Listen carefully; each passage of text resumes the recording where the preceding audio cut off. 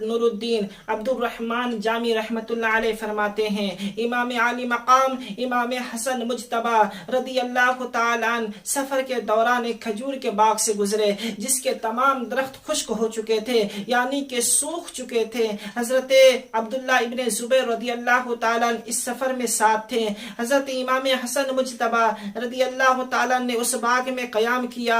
خدام نے ایک سوکھے درخت کے نیچے حضرت امام حسن رضی اللہ تعالیٰ کے آرام کے لیے بچھونا بچھا دیا۔ حضرت عبداللہ ابن زبیر رضی اللہ تعالیٰ فرماتے ہیں، اے نواسۂ رسول، کاش اس سوکھے درخت میں تازہ کھجورے ہوتے تو ہم سیر ہو کے کھاتے۔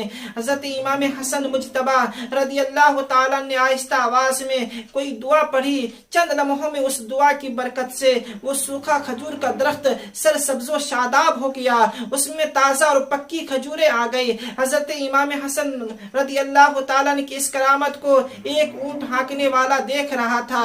یہ منظر کو دیکھ کر کے اس نے کہا، یہ تو جادو کا کرشمہ ہے۔ حضرت عبداللہ ابن زبیر رضی اللہ تعالیٰ نے اسے ڈانٹا اور فرمایا، اے اونٹ ہانکنے والے، توبہ کر، یہ جادو کا کرشمہ نہیں بلکہ شہزادہ رسول کی دعائیں مقبول ہے۔ اس درخت سے سارے لوگوں نے کھجورے توڑے اور سارے قافلے والوں نے خوب کھایا۔ راکب دوش شہنشاہ امم یا حسن ابن علی کر دو کرم۔